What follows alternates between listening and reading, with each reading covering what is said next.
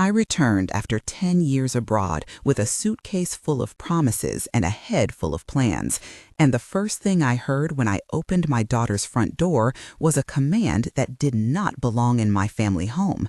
Get the floors spotless or you will pay for that later. I froze. My name is David Morales.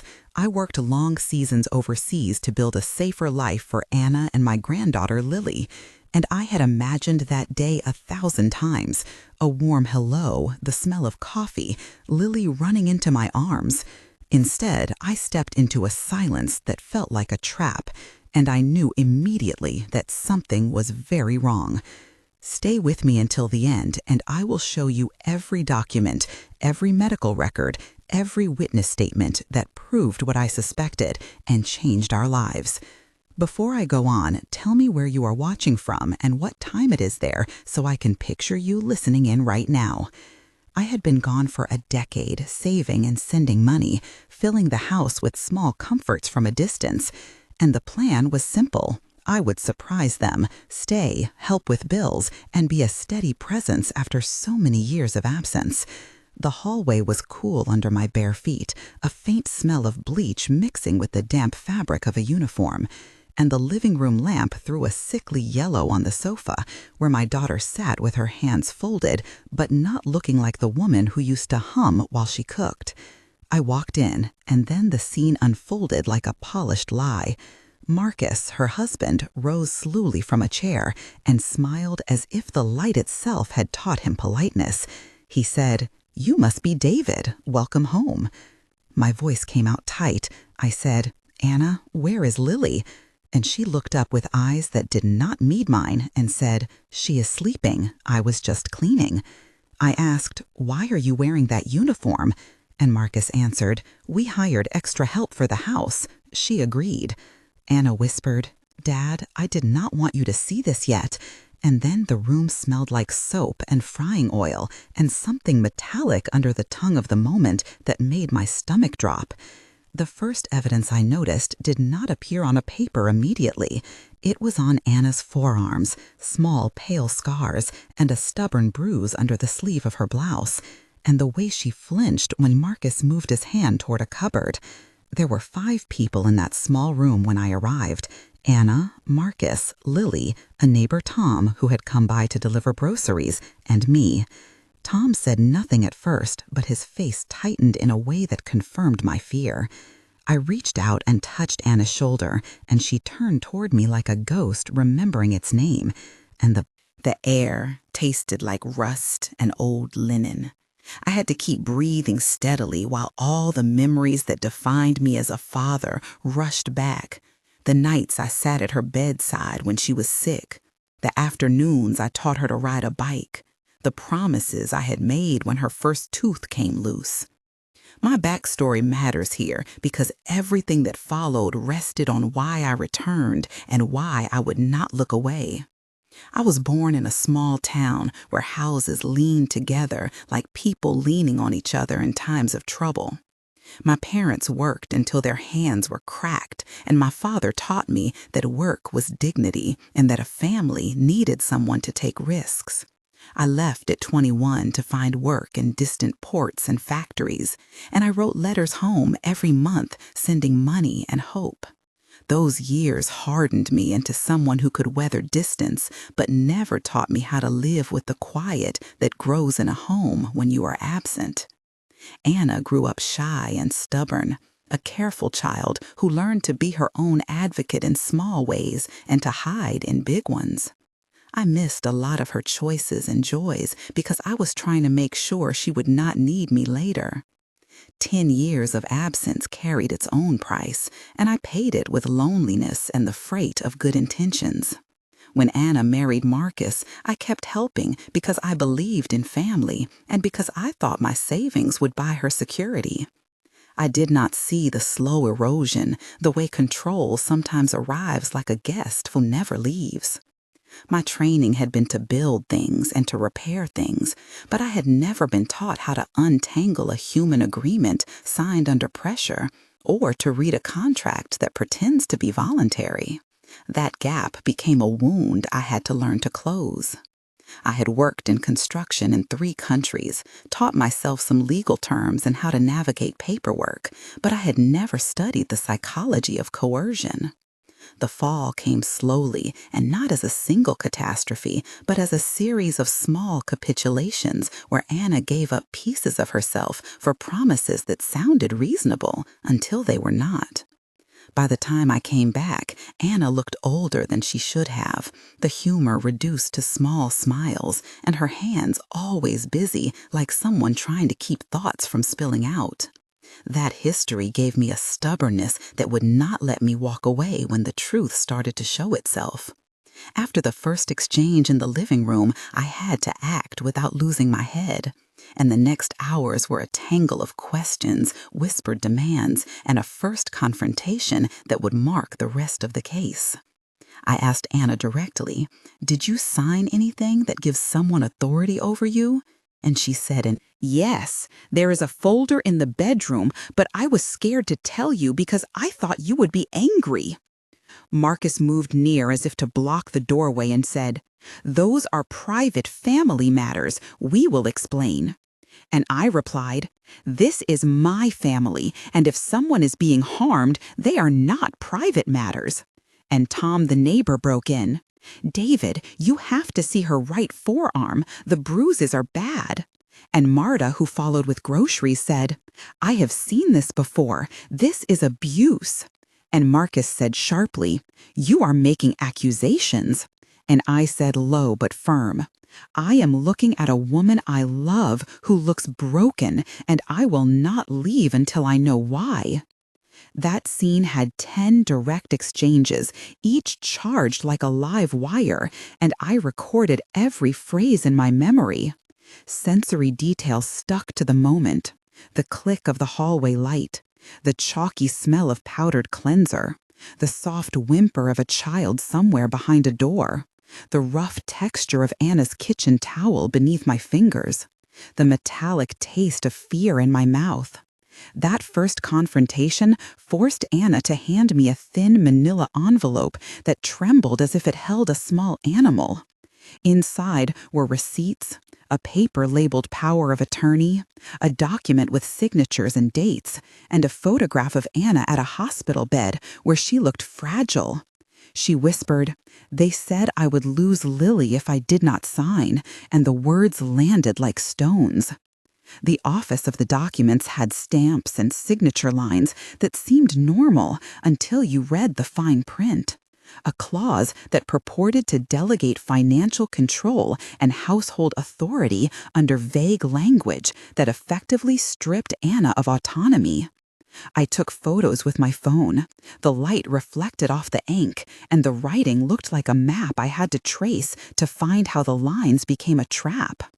I then began a week of collecting evidence, starting with the medical proof and the professionals who could say whether Anna had the capacity to make those decisions at the time she signed. I sat across from Dr. Helen Carter, a psychiatrist whose office smelled of brewed tea and old books, and I told her everything. The dialogue between us was direct. I said, "Dr. Carter, I need to know if those signatures could have been obtained under duress." She answered, "We will need to evaluate her mental state at the time of signing the papers and look at her medication history." I asked, "Can a doctor testify to that?"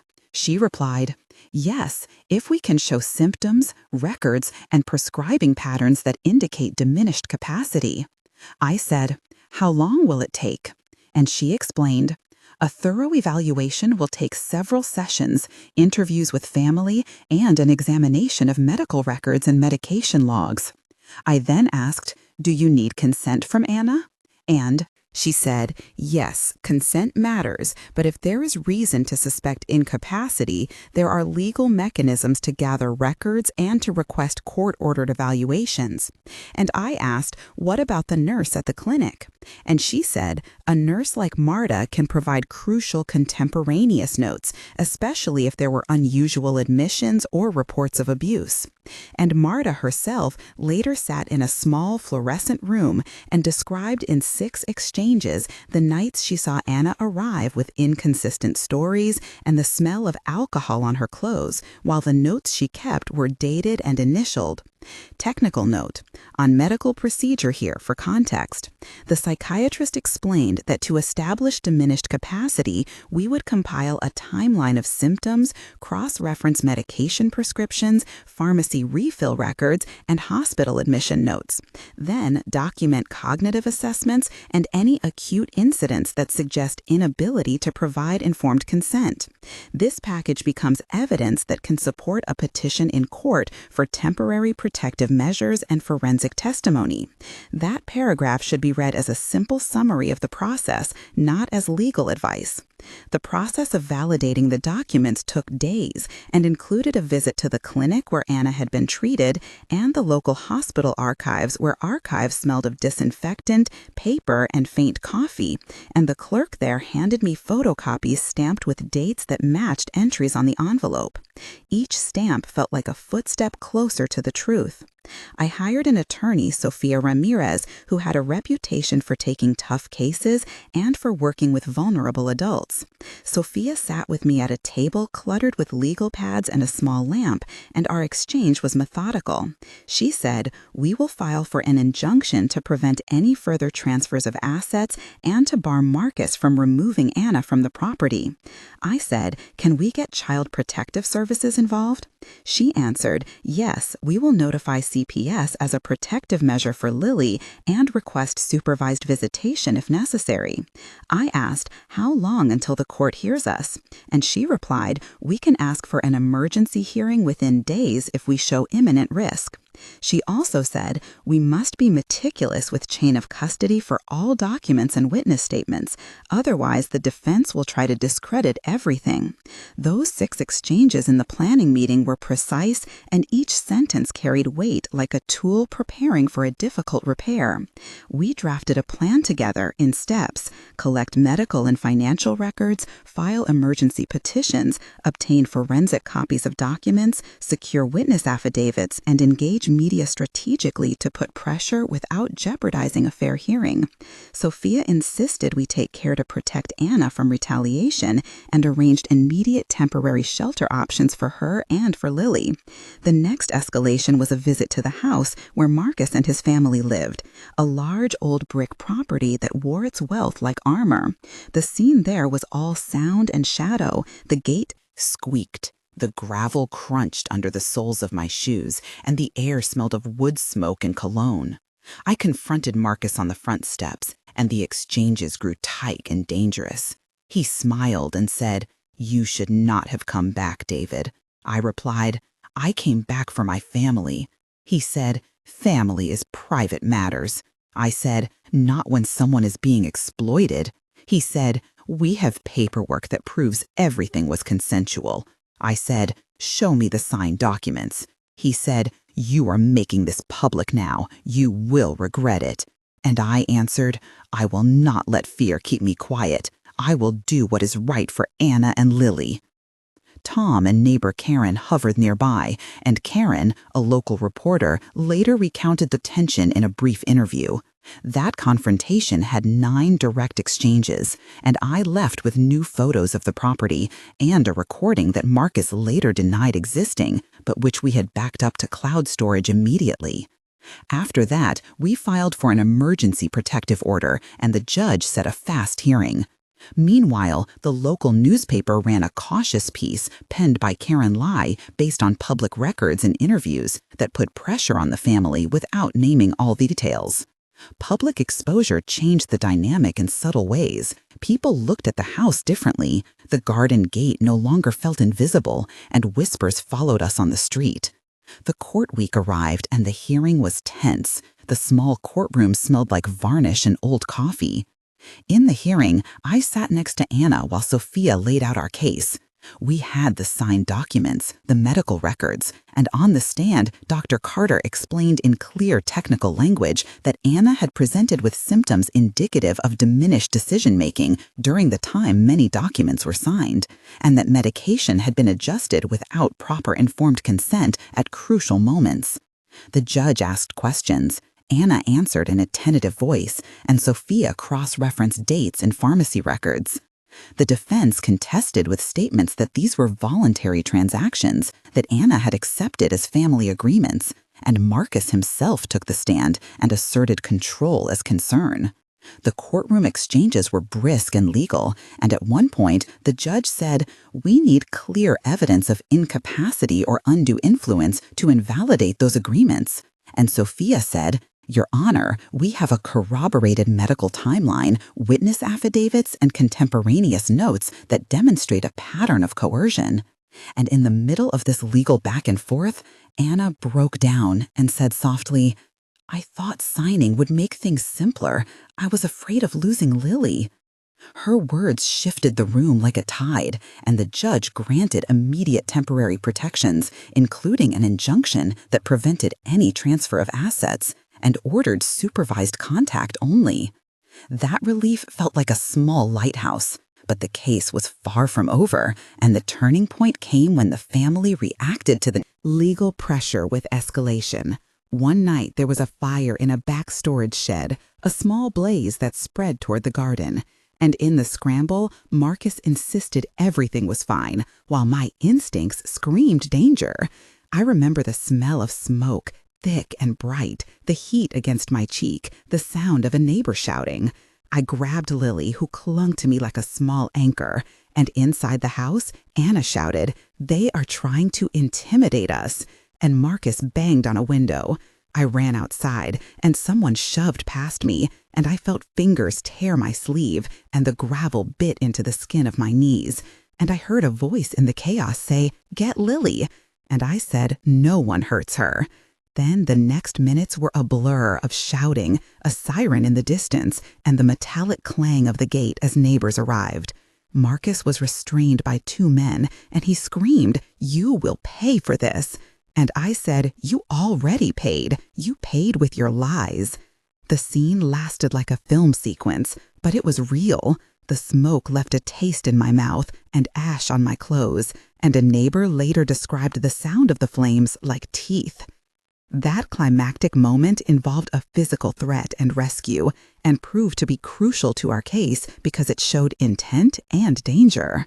The legal follow-up included arrest reports, witness statements, and a formal complaint filed by Sophia that included an audio recording of threats and photos of damage. In court, those materials were decisive, and the prosecutor moved to charge Marcus and others with coercion and assault and attempted intimidation. The criminal process introduced new players, a prosecutor who asked for stricter penalties, a judge who had seen similar patterns, and a public defender who argued that the family had been protected by private contracts. The trial had rhythm like a drum. The prosecutor called witnesses, and Dr. Carter and Marta gave clear testimony about Anna's state. The bank provided transaction records, and Sophia dismantled the defense by showing how signatures were obtained in a pressured environment and how routine consent checks were bypassed. The exchanges in the courtroom were measured, but when the prosecutor presented the timeline of threats and the fire, the jury leaned in. After days of testimony, the verdict brought sentences that included restitution, restrictions, and probation for those convicted, and orders to dissolve the power of attorney documents. The numbers mattered. The court ordered asset freezes, restored control of bank accounts to Anna, and awarded financial restitution that helped secure housing and support services. The family, who had thought itself untouchable, had to answer in a public forum for the exploitation it practiced. Along the way, we leaned on professionals to rebuild Anna's sense of agency. Dr. Carter continued therapy and recommended vocational training programs. Sophia connected Anna to social services and community organizations that offered childcare and legal clinics, and Marta helped document nursing notes when Anna needed medical attention. practical technical procedure that was essential to our case involved obtaining certified copies of signed documents from banks and registries, securing notarized affidavits from witnesses, and preserving chain of custody for all evidence. This meant we had to have initial copies sealed and a record of who handled them and when. A failure to maintain that chain could have rendered vital proof inadmissible in court. Each of these procedural steps required patient documentation and often coordination between different offices and professionals. The journey had several moments of intense tension where the choices I made felt like bridges or cliffs. One such moment was when Anna told me she might withdraw from the case out of fear she could lose custody of Lily if she spoke up. The seconds felt like lead as I watched her shrink. The room smelled of cold coffee and the light fell on her hands, and I remember thinking that silence would be a second cruelty. I told her softly, "You are not alone." And she said, "What if they take Lily?" And I said, "We will fight, but you must tell the truth." And she nodded. That paragraph of internal tension captures the fear and the decision to continue. Another moment of tension came on the day Marcus confronted me at the courthouse parking lot. He leaned close and said, "You started this. You will regret it." And I felt my heartbeat climb, and I answered, "I started nothing. I returned to protect my family." And a passerby intervened and called security. The fear of a public altercation hung like a rain cloud, and it was only by choosing to remain calm that we avoided a brawl. A third tension point happened when a key witness recanted under pressure, and the case seemed to falter. I sat up all night rereading messages, calls, and photographs, looking for another thread. And when Tom, the neighbor, produced a video from his doorbell, the case regained momentum, and I felt a mixture of relief and anger at how close we had come to losing everything. These tension moments each ran about 500 to 600 characters in memory, and they show the fragility of truth when weighed against influence and fear. Throughout the story, we named and relied on supporting characters whose roles mattered. Anna, the daughter who bore the burden of signing papers and quiet compliance.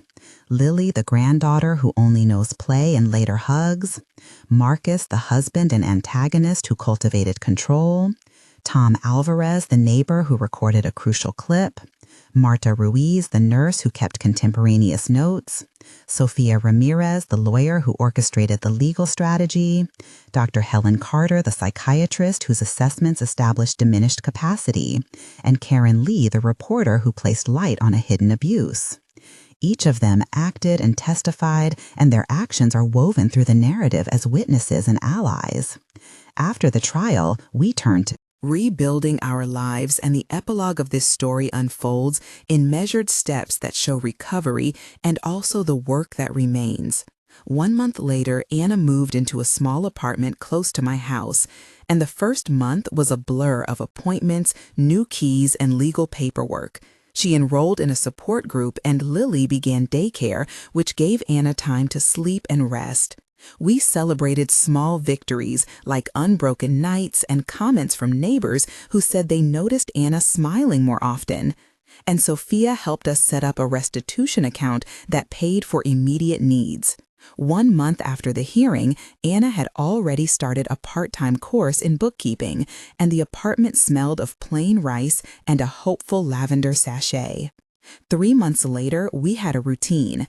Anna worked 2 days a week in a community office, and she volunteered on weekends with an NGO that supported women in crisis. The legal restraining orders remained in place, and the bank accounts were fully restored to her control. The community chipped in to help repaint her apartment, and Tom and Marta visited often. Lily began to laugh openly in the yard, and I found myself watching them play and thinking that safety can be ordinary and steady. 3 months in, the public perception had softened into cautious support, and Karen Lee published an update piece that included a phone number for a local shelter and a small donation fund. 6 months later, things felt like a new season. The court-ordered final settlements were processed, Marcus received sentencing that included community service, probation, and mandatory counseling, and he had restrictions on contact with Anna and Lily. The family reclaimed the house title for Anna, and we used funds to repair damage to the property and to install secure locks and a simple alarm system that made me sleep easier.